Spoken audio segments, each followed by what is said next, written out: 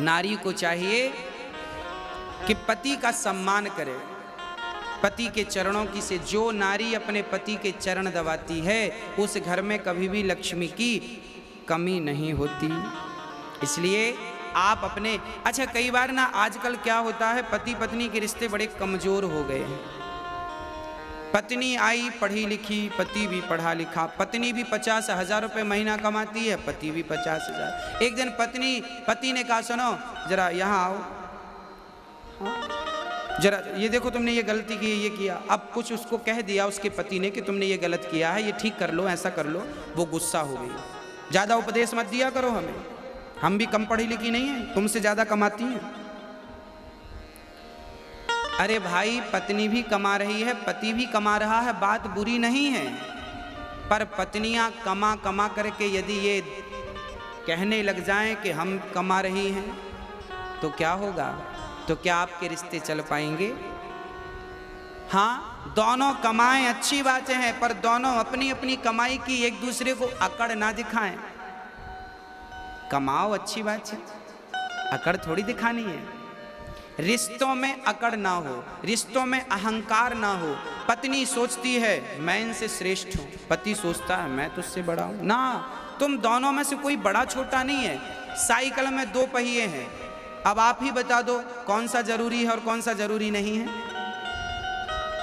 यदि आगे वाले पहिए की जरूरत है तो पीछे वाले की भी उतनी ही जरूरत है, और पीछे वाले की जरूरत है तो आगे वाले की भी उतनी ही। कोई 49 नहीं है और कोई 51 नहीं है, दोनों 50-50 हैं, बराबर बराबर। तो पति और पत्नी जीवन में जब बराबर का काम करते हैं और बराबर का सम्मान पाते हैं तो वो रिश्ते बहुत अच्छे होते हैं, वो गाड़ी बहुत लंबी जाती है।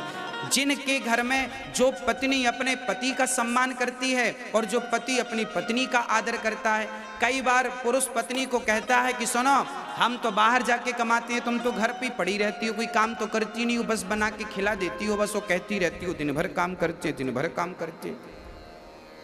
तो पुरुष लोग ना पत्नियों को ताने मारते हैं कि हम तो कमाते हैं, तुम तो घर पे पड़ी रहती हो, घर का ही काम करती हो। ना साहब, जरा एक बार तुम घर का काम करके देख लो। जितना आवश्यक बाहर का काम करना है उतना ही आवश्यक घर का काम करना है। इसका तात्पर्य यह नहीं है कि आप बड़े हो गए क्योंकि आप तो पैसा कमाते हैं।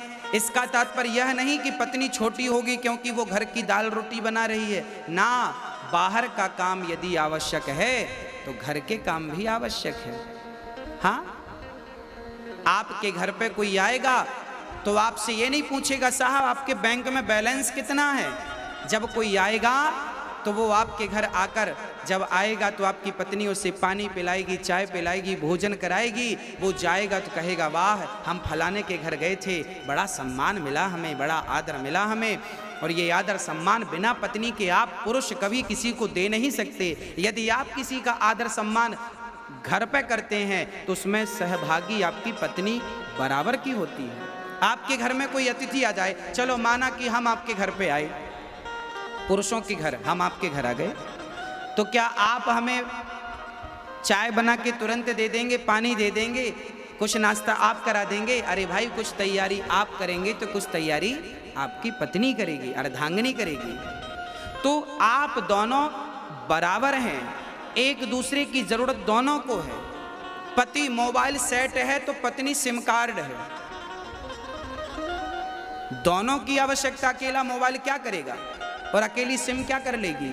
तो पति तो मोबाइल है और पत्नी सिम कार्ड है, सिम है। जैसे मोबाइल के भीतर सिम होती है, ऐसे घर परिवार के भीतर ही तो नारी होती है। हाँ, बस थोड़ी सी समझदारी की जरूरत है। यदि हम भारत के लोग ये थोड़ी सी समझदारी रखें, पत्नी और पति थोड़ी से समझदार हो जाएं, पति पत्नी का आदर करने लग जाए और पत्नी अपने पति का सम्मान करने लग जाए, तो फिर जो आपका घर है वो घर नहीं रह जाएगा, आपका घर स्वर्ग बन जाएगा। कि यही तो स्वर्ग है। जहाँ अधिक प्रेम है, जहाँ सुमति तहाँ संपत्ति नाना, और जहाँ कुमति तहाँ विपत्ति निदाना। जहाँ प्रेम है पत्नी का पति से, पति का पत्नी से। अरे भाई, राम का कितना प्रेम था सीता से कि रावण से पंगा ले लिया, समुद्र में पुल बना दिया। लोग कहते हैं प्रेम की निशानी ताजमहल है। ना साहब, प्रेम की निशानी नहीं है। प्रेम की निशानी तो राम सेतु है, जो राम ने सीता की प्राप्ति के लिए समुद्र में सेतु बना दिया। और सीता के सिवा राम ने कभी पराई नारी को नजर उठाकर नहीं देखा। तो ये पतिव्रता नारी यदि होती है तो पति को भी पत्नी व्रता होना चाहिए। नारी पति से प्रेम करे, पुरुष नारी से प्रेम करे, और फिर इसी प्रेम से आप अपने घर को स्वर्ग बना लें। ये थोड़ी सी समझदारी आ जाए। कई बार ना छोटी छोटी बातों में पति पत्नी का झगड़ा हो जाता। एक बार हमने देखा, एक चर्चा हम तक पहुंची। बोले एक बार ना पति न्यूज देख रहा था टीवी पर, तभी पत्नी का सीरियल आने का टाइम था। अब पत्नी बोली जरा रिमोट हमें दे दो। पति बोला ना ना, हम न्यूज देख रहे हैं। पत्नी बोली आप तो दिन भर देखते रहते हैं। पति बोला तू तो दिन भर घर में रहती है, दिन भर टीवी देखती रहती है। पत्नी बोली मेरा सीरियल दिन भर थोड़ी आता है, समय पे आता है। अब लो भैया, टीवी एक, रिमोट एक और देखने वाले दो। अब तो झगड़ा होगा, माथाफोड़ी होगी, अब लड़ो आप। ये समाधान नहीं है। कभी कभी क्या करना चाहिए कि पत्नी, कभी कभी पत्नी को अपनी इच्छाओं का त्याग करके पति की इच्छा में ही अपनी इच्छा मिला देनी चाहिए। कभी कभी पत्नी अपनी इच्छाओं का त्याग करे और पति की इच्छा में अपनी इच्छा मिलाए। तो कभी कभी पति को चाहिए कि वो भी अपनी इच्छाओं का त्याग करे और पत्नी की इच्छा में अपनी इच्छा मिला दे। अरे भाई, पत्नी कह रही है कि हमें सीरियल देखना है, कोई बात नहीं, आप भी पत्नी के संग देख लो, तब तक आप दूसरा काम कर लो।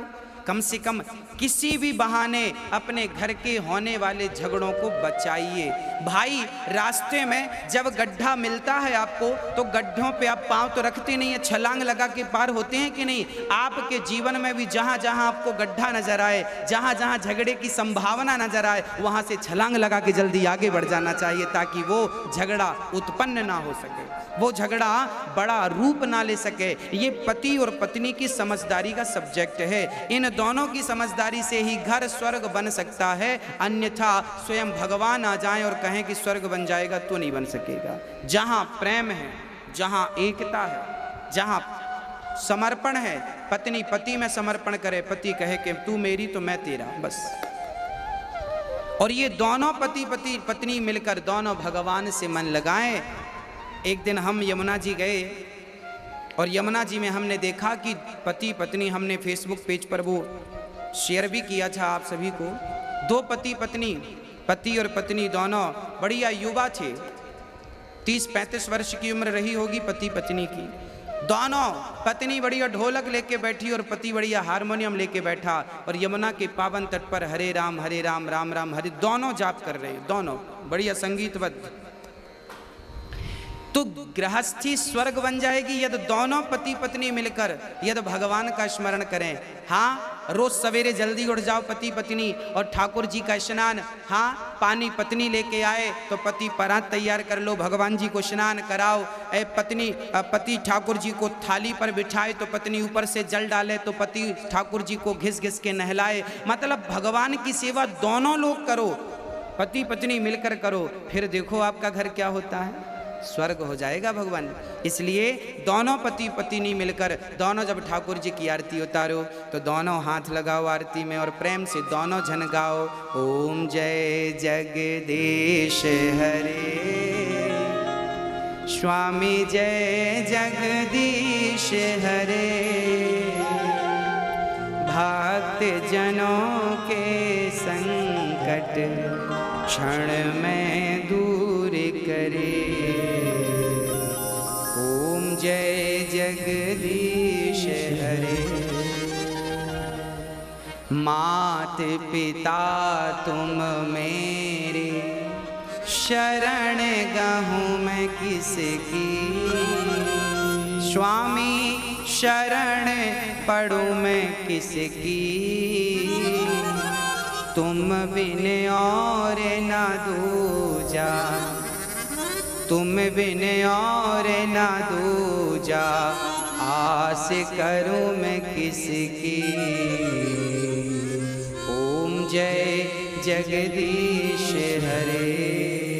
रोज दोनों जन आरती करो। बच्चे हैं तो बच्चों को भी बिठाओ और प्रेम से आधा घंटा बच्चों के साथ पत्नी पति दोनों मिलके प्रेम से कीर्तन करो। श्रीमन नारायण नारायण नारायण। इतना कर लो साहब, आपका घर स्वर्ग बन जाएगा। पर आप सब कर लेते हैं, इतना ही नहीं कर पाते। ये जो अहंकार आपने पाल रखा, अकड़, जब तक पत्नी की अकड़ नहीं मिटेगी, पति की अकड़ नहीं मिटेगी, तब तक आपके रिश्तों में मधुरता आ ही नहीं सकती।